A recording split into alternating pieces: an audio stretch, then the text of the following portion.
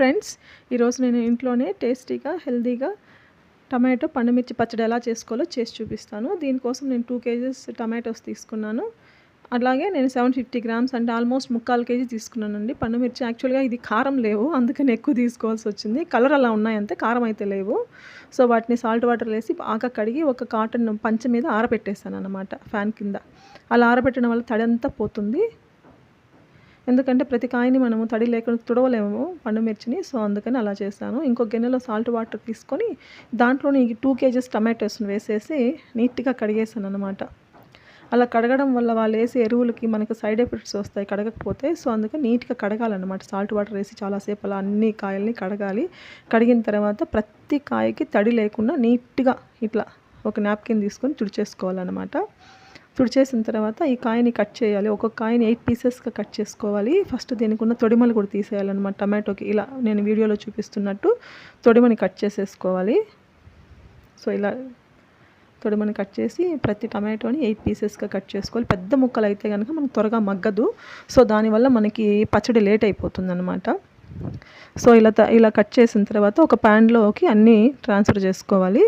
చేసుకున్న తర్వాత దాన్ని స్టవ్ పైన పెట్టి ఎక్కువ హై ఫ్లేమ్ పెట్టేసుకొని ఈ టమాటో ముక్కల్ని మగ్గించుకోవాలి. దీంట్లో ఉన్న వాటర్ అంతా బయట వచ్చేస్తుంది. హై ఫ్లేమ్ ఉంటేనే అలా వస్తుంది, లేకపోతే సిమ్లో అయితే టైం తీసుకుంటుందండి. వాటర్ బిన్న బయట రాదు. సో ఇలా కలబెడతా ఉంటే వాటర్ అంతా బయట వచ్చేస్తుంది. ఈ లోపల ఇంకో ప్యాన్ తీసుకొని మనము 5 టేబుల్ స్పూన్లు ఆవాలు, 5 టేబుల్ స్పూన్లు మెంతులు తీసుకొని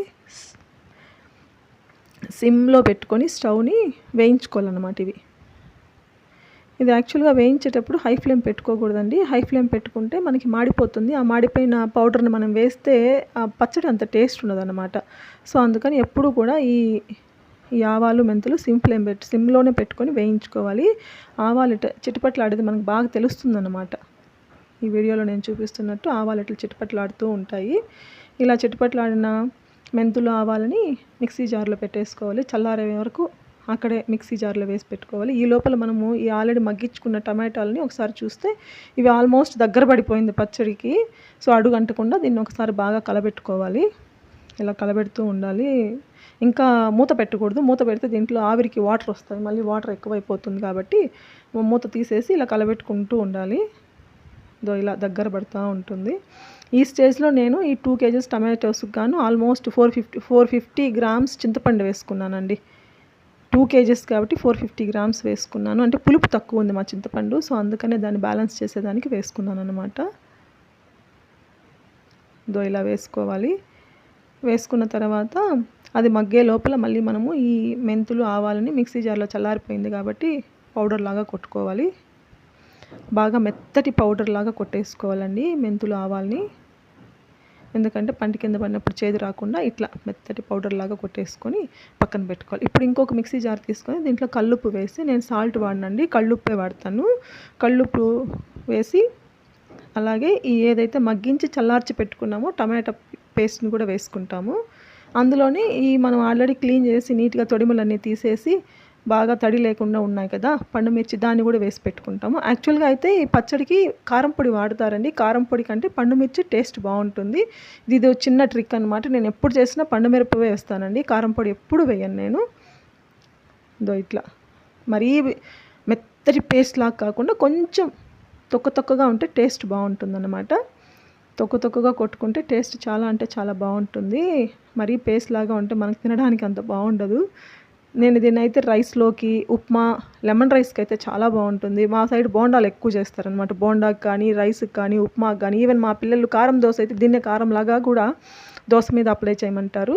అంత టేస్టీగా ఉంటుంది. మా పిల్లలకి చాలా ఇష్టము. ఇలా తొక్కగా ఇట్లా మిరపవిత్తనాలు కనపడుతున్నాయి కదా, తొక్కగా పేస్ట్ లాగా కొట్టుకోవాలి. దీనికి ఆల్మోస్ట్ మనకి ఒక 1 లీటర్ దాకా ఆయిల్ పడుతుందండి. ఒక ప్యాన్ తీసుకొని దాంట్లో ఒక 1 లీటర్ ఆయిల్ పోసి దాంట్లో 2 టేబుల్ స్పూన్స్ జీలకర్ర, 2 టేబుల్ స్పూన్స్ ఆవాలు వేసేస్తాము.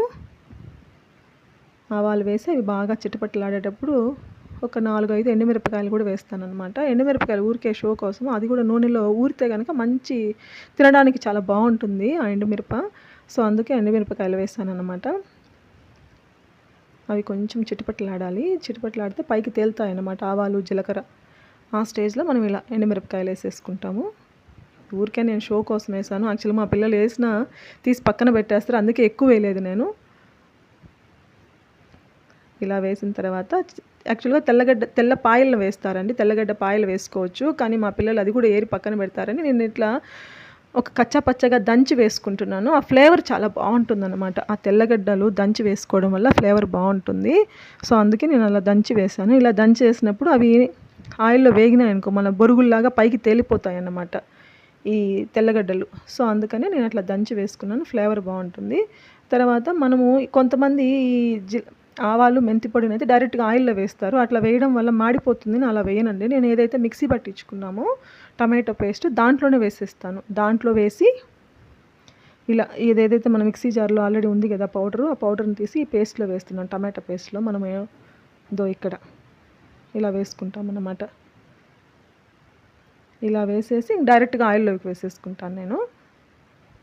ఇప్పుడు ఆయిల్లో వేసే ముందు కూడా ఉప్పు కారం చెక్ చేసుకోవచ్చు. ఒకవేళ కారం ఎక్కువ ఉన్నా ప్రాబ్లం లేదండి, ఎందుకంటే మనం ఆయిల్లో బాగా వేగి చల్లారి నెక్స్ట్ డేకి చూస్తే మనకు అంతా బ్యాలెన్స్ అయిపోతుంది, ప్రాబ్లం ఏమి ఉండదు. మిక్సీ పట్టినప్పుడు కారం ఎక్కువ ఉందని అవంతా ఏమి ఇబ్బంది పడాల్సిన అవసరం లేదు. చల్లారి ఊరిపోయి చల్లారిందంటే నెక్స్ట్ డేకి మనకు అది తెలుస్తుంది, కారం అయితే ఏమీ ఉండదు, చాలా బాగా సరిపోతుంది ఈ క్వాంటిటీకి. ఇలా చేసుకుంటే తప్పకుండా నేను చెప్పిన ప్రాసెస్లో చేస్తే చాలా అంటే చాలా బాగుంటుంది పచ్చడి.